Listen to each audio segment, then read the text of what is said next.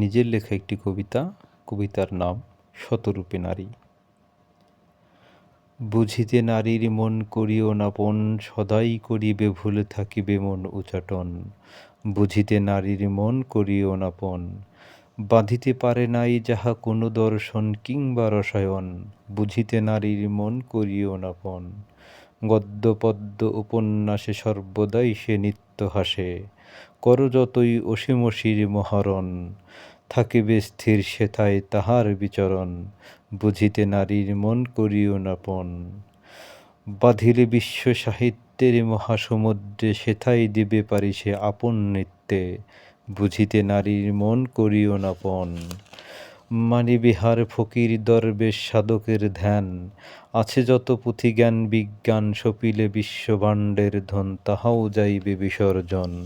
বুঝিতে নারীর মন করিও না পণ, বন্ধ সকল পথ নাহি কোনো রথ পণ্ড যত আয়োজন।